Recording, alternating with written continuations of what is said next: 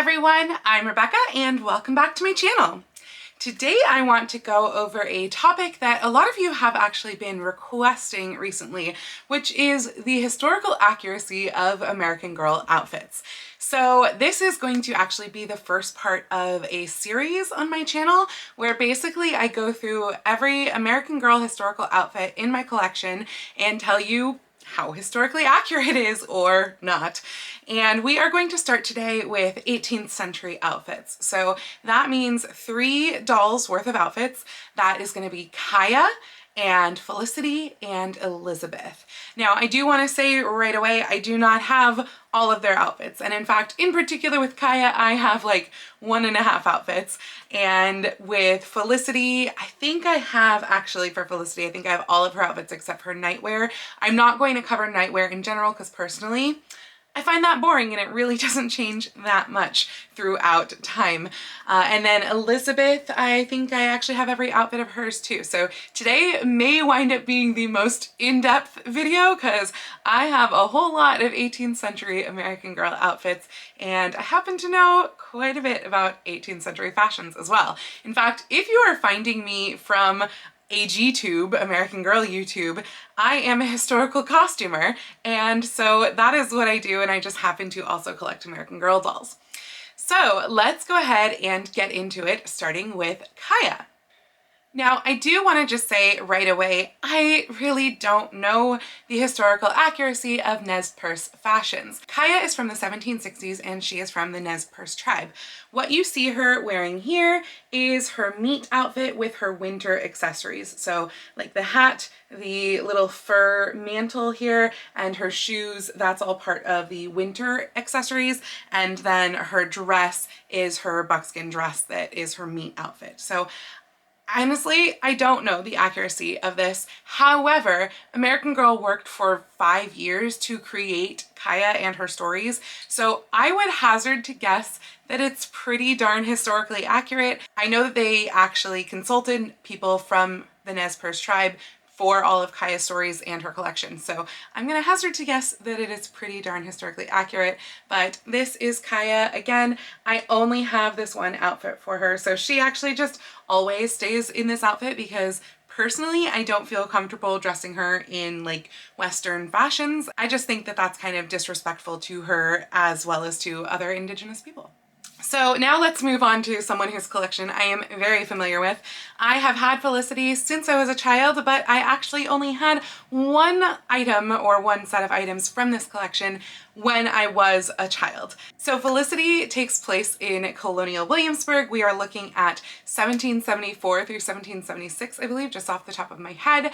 And we are looking at, therefore, kind of your standard like 18th century fashion. Or when you think of like colonial fashions, this is what we're looking at. So just to start with, I have put basically almost all of my dolls, literally all but one of the dolls, into everyone's outfits today. So I have not changed shoes in a lot of cases, haven't worried about hair. Some of them are still wearing their normal necklaces. They're wearing whatever undergarments like they came with their meat outfits. So I am going to preface that with that. So we get like short little crop bob haircuts on, or, you know, bangs or whatever with these haircuts. So ignore all of that, but we are going to be looking at just the outfits and just how historically accurate those outfits and those accessories that came with those outfits actually are. So to start off with, let's look at Felicity herself, but we're looking at her in her undergarments. This is actually a set that I have, or the set that I have had since I was a child. I had Felicity in her meat dress with her undergarments because I've always been interested in historical fashion. And her undergarments consist of stays, which actually do have boning in them, as well as pocket hoops, which you can see right here, and also an embroidered pocket, which you can see right here. So as far as the accuracy goes with this, it's honestly pretty darn perfect. She also does have her shift underneath everything, cotton shift. This comes with her meat outfit, and a shift was the absolute base of every colonial or, you know, 18th century outfit. Everyone wore a shift. It was something that got washed frequently because it was the base layer next to the skin. So it was meant to keep everything clean. So she does have her shift. I believe it did originally come with elastic in the neckline, which of course that's not accurate. If anything, it would have had a drawstring or it would have had a fitted neckline. My 18th century style shift, I use a drawstring in mine. And then she has her stays, which lace up the back. Now they do have grommets in there instead of hand done eyelets because it is for a doll after all, but still pretty good. You can see right here, this is just one example of children's 18th century stays. Yes, children wore stays. They were not super tight fitting. They helped with posture, and yeah, children wore them, I believe, starting around age 2. So it is not surprising that like a approximately 9-year-old girl would be wearing stays. Now, because she is 9, she's a little bit older, in 18th century that basically meant dressing pretty much like your mom. So pocket hoops, that was pretty standard for this era. At the end of this decade, we start to see a movement from pocket hoops into the more like rounded silhouette of the back where you get rid of the pocket hoops and you have kind of a bum pad situation going on instead. And you can actually see what I think was attempt to do that in Felicity's Be Forever meet outfit, which I do not own because it is heinous. But they do actually have, with that one, they have a bum roll, not a bum pad. It should have been a pad, but you do actually see the pad instead of the pocket hoops for that collection. And an embroidered pocket was used to put all of your stuff in. So a lot of times girls would embroider these as their samplers, or women would just embroider these as like a thing to do. You know, you embroider a pocket, you embroider kind of anything. They didn't have TV, you know, they were keeping busy with their time. You can also put things in your pocket hoops. So there is actually a lot of storage in there. You can see it has a bottom and then it has kind of an opening on the underside right here, or also the opening right here that is the slit. That's where your hand is meant to go through. And an interesting thing about Felicity's collection, which I believe is true for every piece in her collection, though I haven't double checked that, but certainly all of her original pieces, they actually have pocket slits in the gowns. So I will show you that as we go through, but there are slits that line up with the gowns, and that way she can access her pockets, which I think is really neat, and unfortunately is not something that they carried over into Elizabeth's outfits, which makes no sense to me. Likewise, I have noticed that I think pretty much everything in Felicity's collection is actually hemmed so that if you put it on over her pocket hoops, it is not going to like stick up weirdly at the end, curve up weirdly, or on the sides I should say, because they are hemmed to be able to fit over the pocket hoops, because that is what she should be wearing underneath them, which is really, really awesome. And I'll kind of talk more on the underwear versus outerwear subject as we go through this series, particularly when we get to Addie in the 1860s, but that is for another video. But it is very nice that her stuff is hemmed like that. I actually do have Elizabeth in pocket hoops as well. However, her stuff is not hemmed to go over pocket hoops, so it winds up looking a little shorter on the sides, which again, I feel like it's just why? Why did they do that? I don't understand. Felicity here is also wearing some stockings, cotton stockings, which are held up with little garters. And hers actually say on them, wove, I don't know why it's wove and not woven, but wove with love for Lissy 1774, which is really, really neat. Something that you might not be aware of with Felicity and with Elizabeth is that they do not come with any form of bloomers or underwear, like panties underwear. They don't have any of that because that wasn't something that was a thing in the 18th century. So they have their cotton shift, that's what comes with the meat outfit, and the stockings also come with the meat outfit, not the garters, but they don't have underwear. So just, you know, if you were ever wondering, why is it that my Felicity doll doesn't have underwear? That is why. As far as shoes go, I have her in her original meat shoes right here. They are black, kind of a faux leather with little buckles on them. Honestly, they're a little bit more like ballet flats than they are 18th century shoes, but they are not bad and they get the point across for 18th century shoes. So I think that is pretty much everything for Felicity here in her undergarments. Let's actually go over to Josefina, who is wearing Felicity's meat outfit. So this is Josefina in Felicity's original meat outfit. Her meat outfit did change. Actually, there's been 3 incarnations of Felicity's meat outfit throughout the years, but this is the original and in my opinion, by far the best.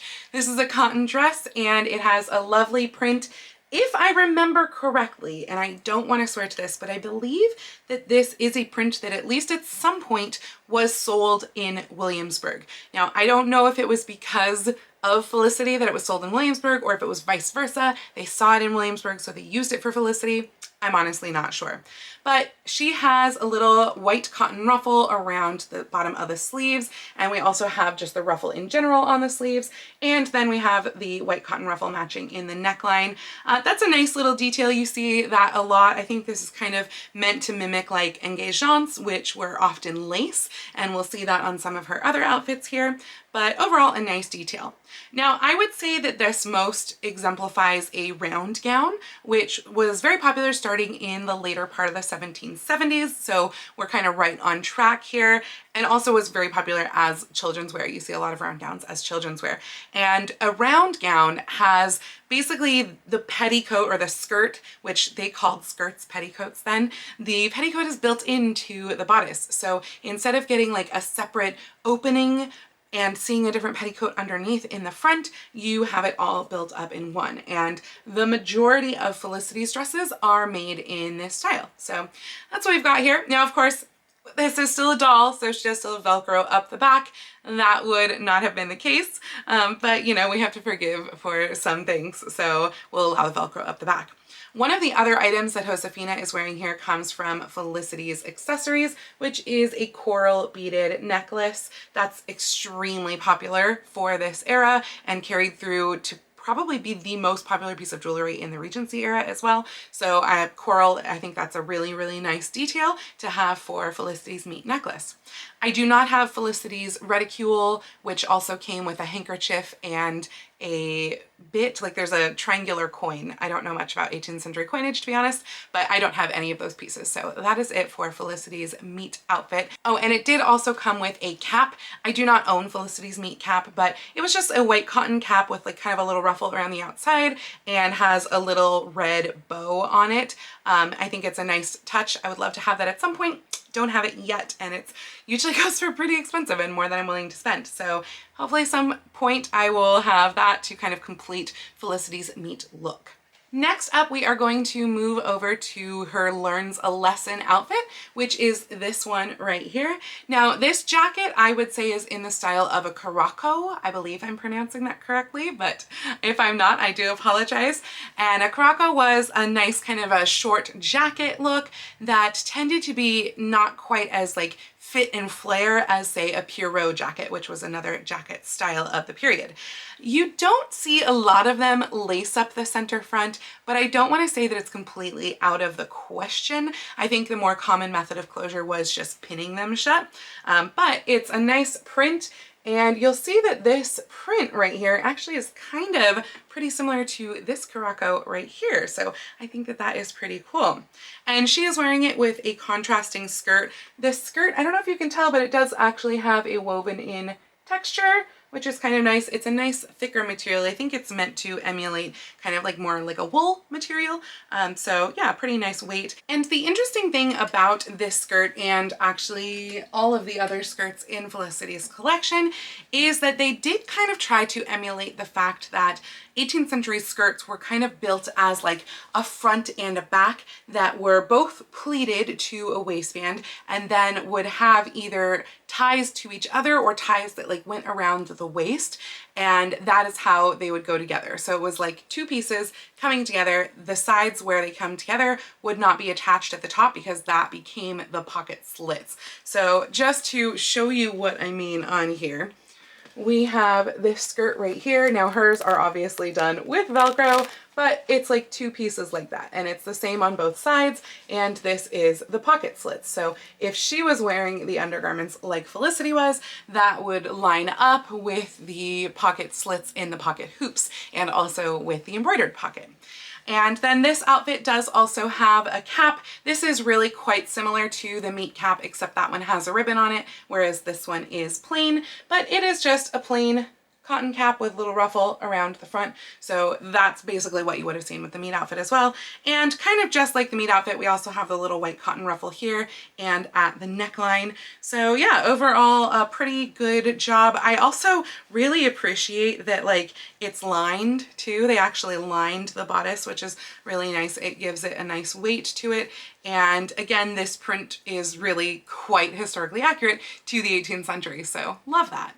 So if you've been following me for a couple of months, you will be very, very familiar with this next outfit, which is Felicity's Christmas dress.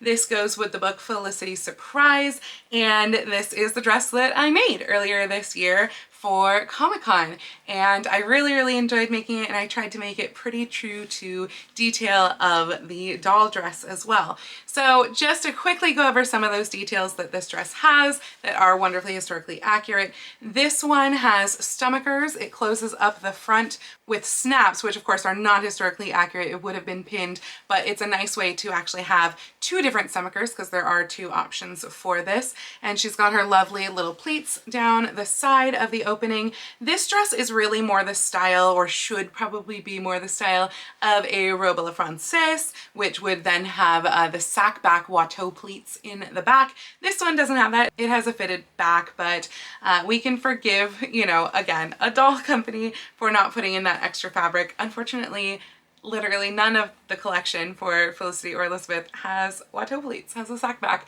and that was really still pretty popular in the 1770s, so too bad they missed out on that.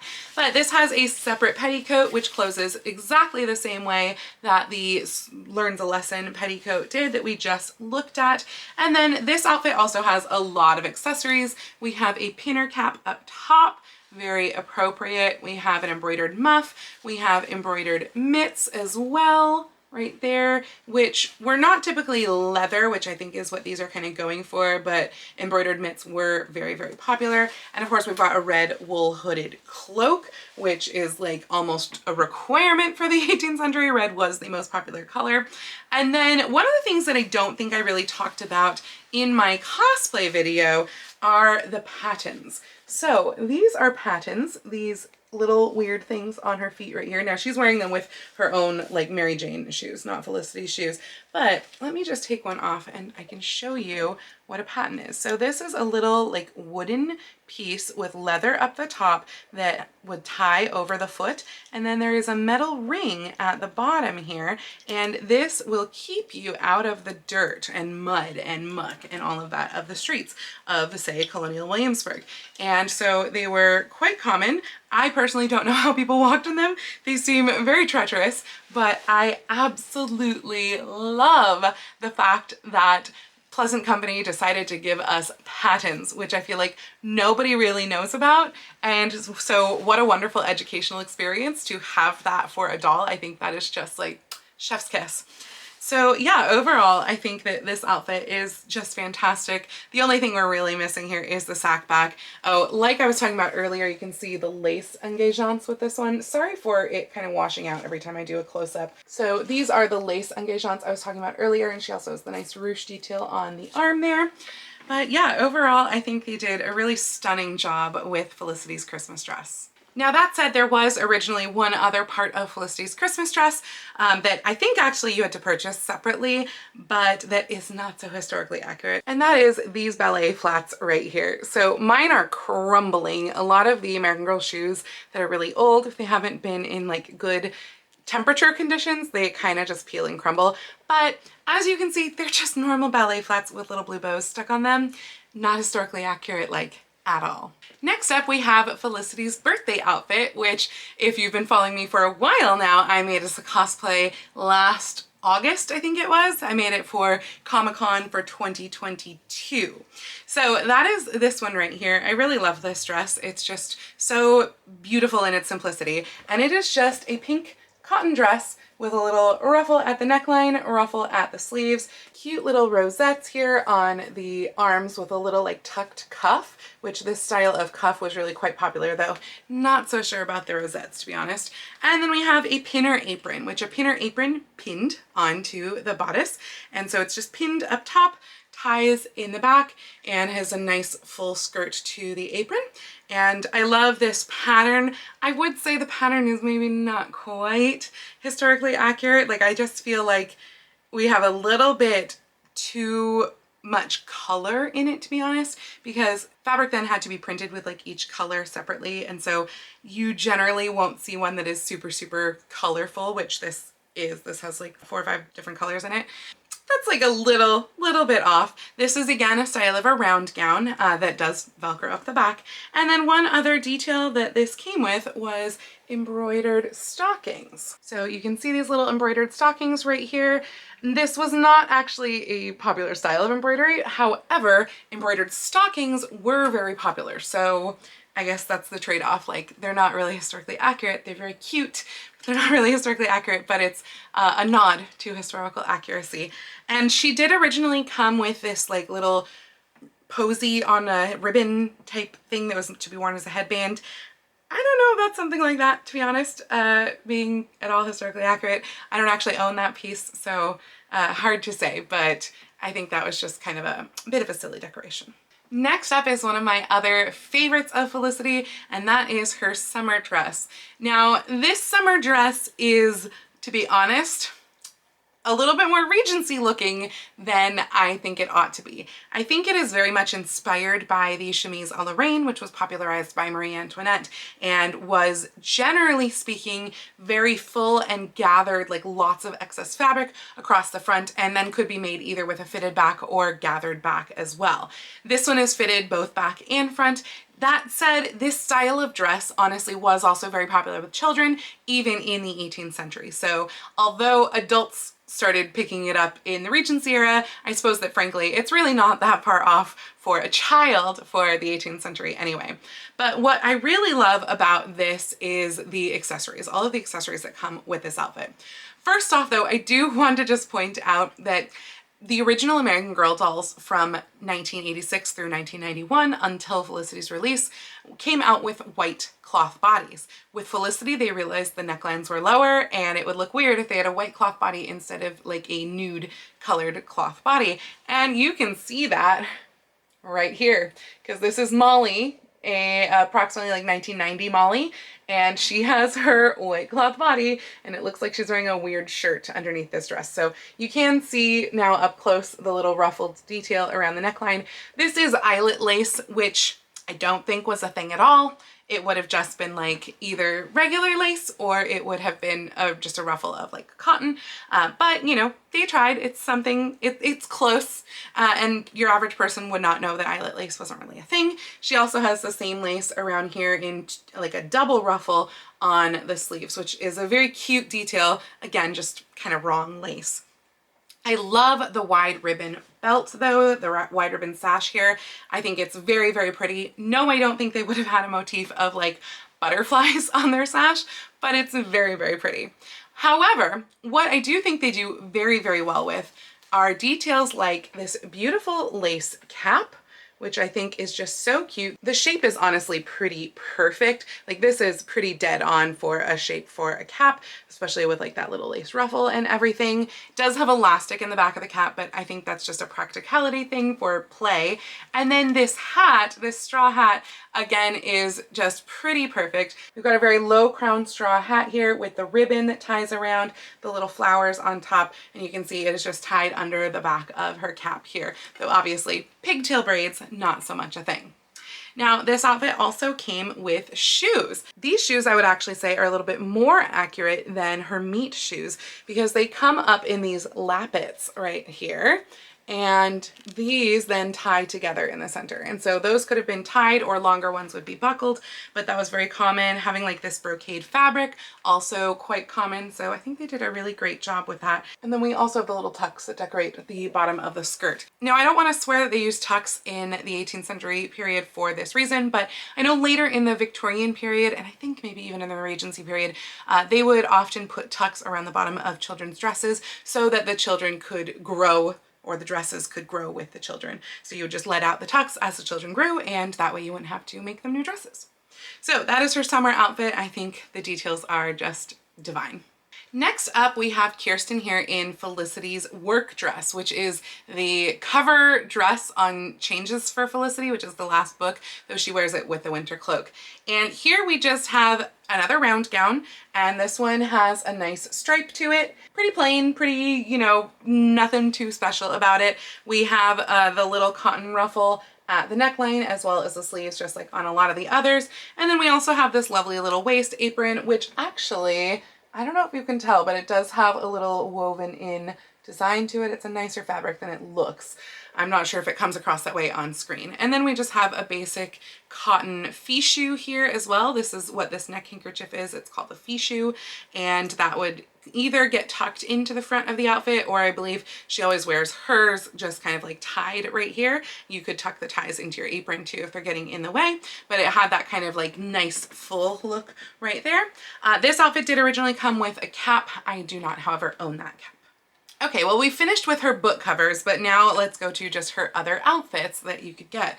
So this is her riding habit. This is honestly so spot on for the 1770s, with the exception that the waistcoat here is built into the jacket. I think, again, this is just like an ease of use type thing, but yeah, hers just Velcros up the center instead of having like a waistcoat with separate buttons and then a jacket that would just kind of sit over it.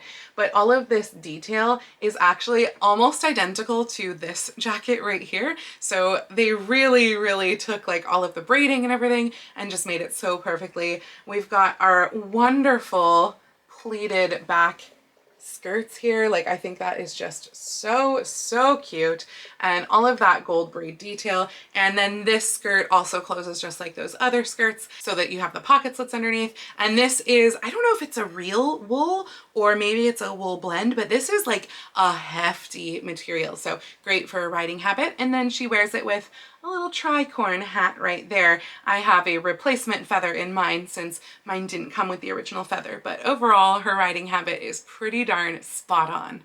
This is Felicity's tea lesson outfit, and this one I think we're kind of going for like a robe a l'anglaise with a lace up front in this case, which wasn't completely out of the question, but it closes all the way to the center in the front, and then we have kind of a petticoat look as if there was a separate petticoat underneath. This is all built in one, so there is no separate petticoat, it's all one piece, but I think that's the idea that they were going for with all of the decoration around here, around the opening. And she's got lovely wide cuffs here on the sleeves, and hers actually has a built-in fichu, which is pretty nice and like easy.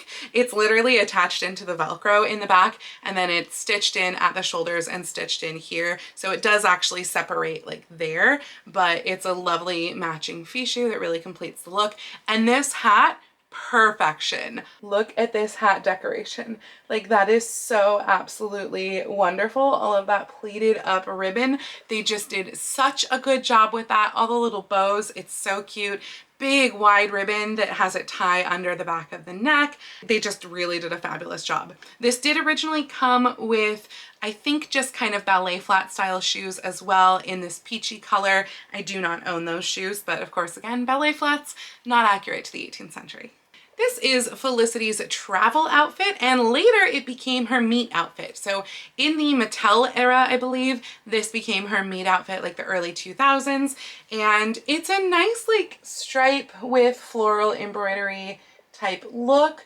And it has the tucks around the bottom that might be those growth tucks. It's a cute look overall. There's interesting pleating detail up here on the bodice. I'm not really sure what they were going for with that because that wasn't really a thing, but it's cute. It has a little eyelet lace around the arms, more tucks also on the sleeves, in fact, and more of the lace around the neckline. It's very much the round gown style. My one real complaint with this is that the fabric feels very cheap.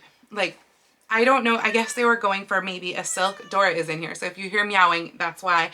I guess they were going for like a silk type of fabric, but it just feels almost like an acetate. It's so thin that literally you can see Mary Ellen's like tan body through it. That's how thin it is. Like, I can see right through the skirt too. It's just not great. And then Dora is now behind me. And then it came with this little cap as well. The cap is actually a very nice lightweight cotton with a cute little bow detail on it. And then I think when it was a meet outfit, it also came with like a necklace, and there were probably shoes and stuff like that that matched as well. But I have just the travel version because this is a Late Pleasant Company version. Dora wanted to let you know that she is happy to wear any and all of the American Girl outfits as well. So if you need anything modeled, she is happy to do that. Maybe not happy. I think I've just got 2 more Felicity outfits to show you, then on to Elizabeth. This is a later Felicity outfit. This is called her gala gown, and as you can see, it came with a very nice lace cap as well. It's honestly pretty similar to the summer cap, except that it has this gold lace that's not at all historically accurate around it, and then it has the little ribbon on top. This gown also feels like it kind of wants to be a robe à la française. If not a robe à la française, maybe like an English gown, which was an earlier style of gown that wouldn't have those sack back pleats in the back, but it would kind of look a little similar in the front. It would have like wide robings here that went down to about like hip height, a little past the waist. So it could be that it's trying to go for that, but yeah, I'm not exactly sure what it's going for. It has that same gold lace around the neckline on the built-in fichu as well, and also with the little like sleeve ruffle engagements. And I do really like the stripe in this fabric. Hopefully that is reading on camera that there is a stripe, but I really like the jacquard woven stripe. That said, it's a very stiff fabric. Like, I'm not really sure why. It almost went the opposite end of like the purple dress, where we went from a fabric that was like so thin and cheap feeling to a fabric that is so thick that it almost feels cheap, if that makes sense at all. I do like the little fake petticoat in here. I wish that she had real petticoats with these outfits instead. Felicity definitely, like, in the 18th century, she would have been wearing an additional petticoat under all of these. Like, even if there was a separate petticoat like the Christmas outfit, there would be an additional petticoat underneath, because otherwise you're gonna see like the pocket hoops, like the structure of that from underneath. So you would have one additional petticoat, and of course all of these would have a petticoat as well, which they do not. This velcros up the back, and it has 2 very large weird gems right here in these bows. Not really sure why. It gives an overall nice effect, but it is not particularly historically accurate. It did just dawn on me that there is one outfit for Felicity that I do not own, which is her breeches. Technically she steals those though, so I mean, they're not really hers, I guess. But I do have this lovely rare gem, which is her town fair outfit. Now, this outfit, like, didn't appeal that much to me other than the fact that it was rare for a really long time. And then I found this fashion plate. I'll just give you a second to stare at the 2 of these together. It's an actual fashion plate.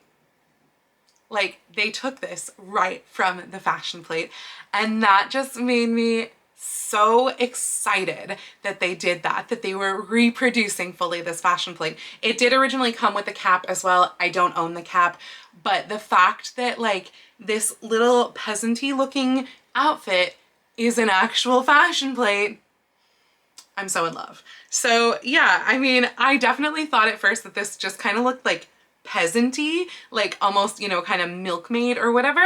But no, this is 100% historically accurate. So other than the Velcro up the back. And of course it probably would have been multiple pieces, like these sleeves might not have been attached. Though that said, I mean, in the outfit that I just made, which is kind of a little in this peasant-y vein as well, I attached my sleeves right into the outfit as well. So yeah, pretty cool. This is a separate apron. You can fully take this off. It ties in the back, there's little straps over the shoulders. And then we've got the little gold trim around the bottom. But yeah, this is a fashion plate. How about that? All right, let's move on to Elizabeth's rather petite collection. I'm not actually starting with the Elizabeth doll because I have her in a different outfit, but this is Mary Grace in Elizabeth's meet outfit. This is very much like a wannabe robe a la Francais style. without the sack bag plates in the back with Velcro up the back. But this sort of twisted ribbon is very reminiscent of Felicity's Christmas dress. However, this is all built in, so none of this comes apart. The like petticoat skirt that's in the center is all built into the dress. The stomacher is all sewn in. It's all attached. This is just like one piece. So a little bit disappointing in that. It's also a shot silk, which while very pretty, I don't think was a thing at all in the 18th century. So I think you can see this sort of like pink brown look from the shot silk, but yeah, it wasn't really a thing. This one also is pretty lightweight, like maybe a tiny bit heavier than the purple, but not by much. So again, like the feel of the fabric just isn't quite there. It did come with the pinner cap. Well, I think you could purchase the accessory separately, but it came with the pinner cap. And then there's also a fan, which I find it very hard for them to hold fans, but she's kind of doing it with the help of an elastic rubber band. And then I think it came with some other accessories that Elizabeth might actually be wearing, like her necklace. And then we have shoes that are just like Felicity's Christmas shoes, except that they have a pink bow. So again, not historically accurate because they're just ballet flats. And then she's wearing, well, actual Elizabeth is wearing a shift underneath that came with, and hers has a fitted neckline instead of like an elastic or a drawstring at the neckline, but still pretty accurate, except that I believe Elizabeth's shift, I think it might have Velcro up the back, whereas Felicity's did not. So yeah, that is Elizabeth's meet outfit. And now we go to Cecile here, who is wearing Elizabeth's holiday outfit and her cloak. So this cloak is lovely. It is velvet, except that it's like kind of faux quilted. So you can see the lines of quilting going around. And then we've got like a satin band binding over at the bottom. It does have a hood here too. It's really quite nice, and it hooks and eyes at the top, and it has this little like, I don't remember exactly what you call these, but they're kind of like the Sherlock Holmes style where they have the shoulder cape as well underneath the hood, and then the little bow at the front hiding the closure. Very, very cute. But I'm gonna go ahead and take that off so that I can show you the holiday dress. So again, we are looking at something that I think probably should be a robe a la Francaise, especially because we've got all this lovely trimming. This is very like indicative of a robe a la Francaise when we have like this ruched and swirly sort of trimming. It's really quite accurate to that. This has the kind of built-in fichu as well. You do occasionally see these kinds of things on, well, not built in, but like that sort of look on a robe a la Anglaise. That's a possibility as well. But robe a la Anglaises didn't usually have this sort of thing going on. And here we do actually have a built-in petticoat that is still kind of its own petticoat. Like it's attached at the center back seam, but as you can see, like it does go all the way around, which I really, really appreciate because it helps to give it the more body, and it also has like the nice decoration around here at the bottom of the petticoat, which is its cute little ruffle that matches the fabric here. The fabric is not accurate. Like this is definitely not a pattern or print that would be in that era. You can see there's just like too many colors, too much going on there. I do really also like the ruched bands around the arms, and also then we've got the lace engagements. So overall very cute. It's just like not nearly as historically accurate as like Felicity's, for example. Next, we'll take a look at Elizabeth herself wearing probably the least accurate 18th century item that American Girl has produced. Because A, this color not a thing, and B, like these dot stripe situation thing going on, really not a thing. However, I do appreciate that her built-in petticoat here is a quilted petticoat. I do think it's very odd that this is her summer gown and she has a quilted petticoat on with this look, but they tried, question mark. And then it's also like the ribbon that they have on here, again, is not something that is historically accurate in the slightest. We've got eyelet lace. I do like the button detail. Actually, it's a faux button detail, of course, because there's Velcro in the back. But that was a thing that they had, was like button front dresses. So that's cute, but like the ribbon going over the shoulders, and just, this is not it. It's so cute, not historically accurate. The one thing that is actually quite historically accurate about this is her hat. I believe this is actually a straw base that is wrapped in here because I feel like I can feel the layers of straw, like the rings going around of straw, but it's straw that has been wrapped in fabric, and then you can see these cute decorations on the top. It's all kind of like ruched on the underneath side too.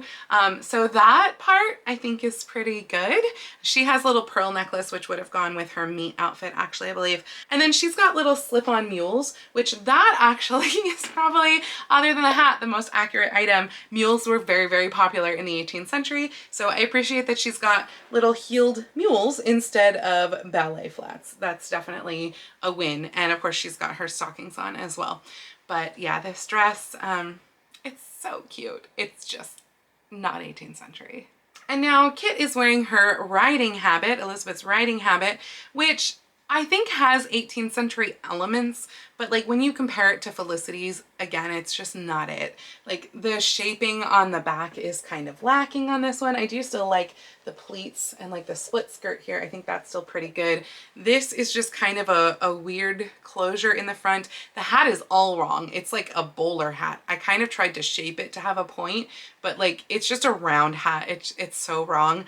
And then like the way that this also goes is very, very strange because she's wearing a separate petticoat. It's the only outfit that has a separate petticoat, which is lace trimmed, which of course doesn't make sense for riding a horse, and it's white cotton. Again, doesn't make sense. And then over that, she wears a sleeveless dress that velcros up the back, has this weird lacy high collar here, and then has this like wool skirt that opens up the front to reveal the white petticoat, and then it has the jacket that closes up over that all the way up the center front with like little button detail here, a little bit here. It's just, again, not it. And especially when we compare it to like Felicity's riding habit, I just don't understand because this came later, but it lacks all of the research I think that they put into the original costumes. Now that said, we are going to end on a little bit more of a high note with this one. This is Elizabeth's tea gown here, and although the fabrics are not right, the overall look is there. So with this one, I think we're going for a round gown again, though the point with the apron makes it feel like it should be separate pieces, which then makes it feel like maybe it's supposed to be robe à l'anglaise, but it's a very, very cute look overall. This is obviously not something that would have existed fabric-wise, like that is very not it. That is an embroidered organza. And then we've got like kind of embroidered organza lace going on. The cap is made out of embroidered organza. Again, the idea is there, the fabrics aren't. And then the fabric is meant to be like a shantung or a dupioni, extremely slubby. And in the 18th century, they considered that really low grade and they would not have used that for clothing. That was like, yuck, this stuff that, you know, came out accidentally. I do love that she has a separate fichu though, and it's a whole separate piece. Little weird that she's got the big flower on it, but I mean, again, overall it's really, really cute. And she has little flat mules this time that go with this outfit instead of the heeled mules.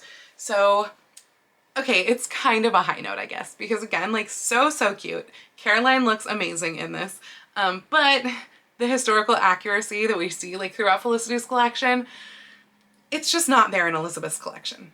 So that is going to be everyone in the 18th century, Kaya, Felicity, and Elizabeth. And as you can see, the accuracy really does vary throughout. I think that in general, kind of the older and farther back that you get with Pleasant Company as opposed to like later Mattel owning American Girl, you get more accuracy the older you go back. Though that said, like the Town Fair outfit, that actually didn't come out until 1997 and we're still seeing that absolute level of accuracy. So yeah, overall we've got kind of both sides, and I think that Elizabeth's stuff again is like very passably 18th century look. It's just not the level of detail that we get with Felicity, but you know what? Oh well. So that is going to be it for this video. The next one up is going to be on our Regency girls. That is Caroline and Josefina. And then we will get through like mid-Victorian, kind of Edwardian, maybe Edwardian 19 teens, we'll see. And I'm not sure if I'll continue it on through the vintage girls. We'll see, because I feel like their stuff gets less interesting personally. So just let me know in the comments if that's something that you'd be interested or not. And let me know if you enjoyed this video and if you're looking forward to videos on the other girls through the American Girl collection. If you liked this video though, also please go ahead and click the thumbs up icon. And if you'd like to see more videos like this from me, please go ahead and click subscribe and the little bell icon to be notified every time I post a new video. I do post videos here on YouTube at least once a week, with sewing vlogs out on every Tuesday, and sometimes additional content like this out on Saturdays. But I post every day over on my Instagram, so please go follow me on Instagram. That's at Lady Rebecca Fashions. And if you'd like to help support all of the work that I do on this channel, I do have a link to my Patreon and my Ko-fi down in the description below, or you can send me a super thanks right here on YouTube. I'd also like to give a special shout out to my Edwardian level patrons, Sharon, Mirage, Laura, Jean, and Janelle. Thank you all so much for joining me today. I hope you all have a wonderful week, and I will see you very soon in my next video. Happy sewing!